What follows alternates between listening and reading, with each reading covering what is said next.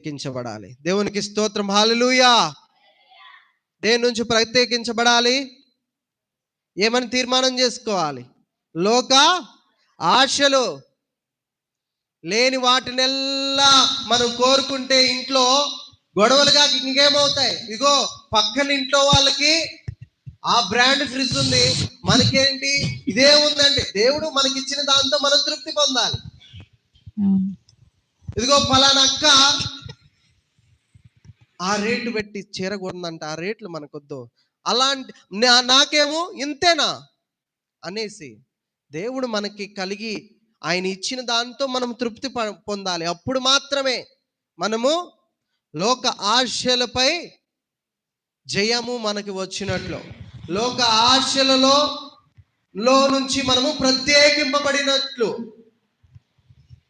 తీర్మానం చేసుకోవాలి. మనం లోక ఆశల నుంచి, పాపపు అలవాట్ల నుంచి, అపవిత్రమైన ఆలోచనల నుంచి మనము ప్రత్యేకించబడాలి.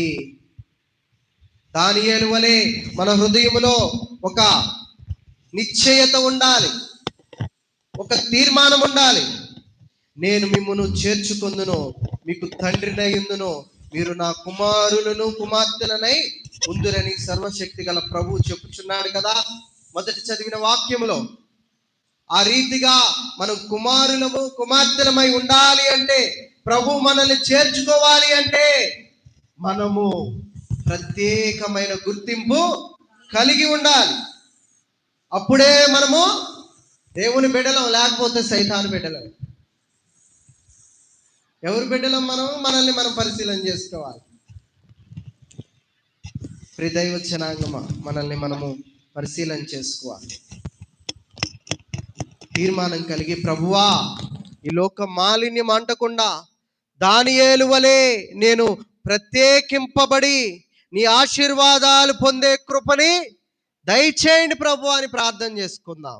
ఇంకా మనం చూస్తూ ఉంటే ప్రియ దైవ జనాంగమ్మ, ఎంతో మంది ప్రత్యేకింపబడిన వారు ఉన్నారు. యోసేపు పాపాన్ని తన జీవితంలో అనుమతించకుండా ప్రత్యేకింపబడ్డాడు. ఆ రీతిగా ఉన్నాడు కాబట్టి ఐగుప్తికి ప్రధానిగా తను అయ్యాడండి. ప్రభు ఆ రీతిగా హెచ్చించాడు. ఈరోజు పాపాలలో అనేకమైన ఆ లోక ఆకర్షణీయమైన విధానములో మనం లోబడితే మనము ఏ ప్రత్యేకత ఉంటుంది మనలో? వీటిని జయించి వీటన్నిటిని మన నుంచి మనము దూరపరుచుకొని ప్రత్యేకముగా మనం కనబడాలి. అప్పుడే ప్రభు మనకి మెండైన ఆశీర్వాదాలు దయచేస్తాడు. ఈ కొద్ది మాటలు ప్రభు మన యొక్క వినికిడిలో దీవించి ఫలింప చేయునుగాక. కళ్ళు మూసుకున్నట్లయితే ప్రార్థన చేసుకుందాం. పరిశుద్ధుడా, ప్రేమ నమ్మకము కలిగిన మహా గొప్ప దేవా, నీ ఘనమైన నామము నుంచి నీ యొక్క ఘనమైన నామమును బట్టి లెక్కలేని వందనములు, స్తుతులు, స్తోత్రములు నాయన. అయ్యా, నీవు వాక్యముతో మమ్మల్ని బలపరిచి తెలియపరిచావు.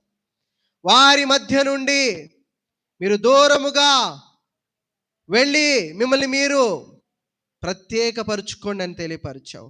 అప్పుడే నేను మిమ్మల్ని చేర్చుకుంటానని తెలియపరిచావు. అప్పుడే మీరు నా కుమారులు కుమార్తెనులు అయి ఉంటారని తెలియపరిచావు ప్రభువా. ప్రియా దైవజనాంగం, మనల్ని మనం పరిశీలన చేసుకుని కొంచెం సేపు ప్రార్థన చేద్దాం. అవును ప్రభువా, నాలో ప్రత్యేకత లేదయ్యా. అయ్యా ప్రభువా, నేను నీ మాటకు లోబడలేకపోతా ఉన్నాను. అయ్యా ప్రభువా, ఎంతగానో నిన్ను దుఃఖిస్తా ఉన్నానయ్యా. అందుకనే నాకు ఈ బాధలు వస్తూ ఉన్నాయేమో. సహాయం చేయండి ప్రభువా. అయ్యా, దానియేలుని గొప్పగా బబులోను మీద అధిపతిగా నీవు హెచ్చించావంటే తనను తాను ప్రత్యేకించుకున్నాడయ్యా నీ ఎదుట. లోకమాలిన్యము తనకు అంటనివ్వకుండా, లోకమాలిన్యము తను మునిగిపోకుండా ఆలోచనల్ని ఆయన దూరపరుచుకున్నాడయ్యా.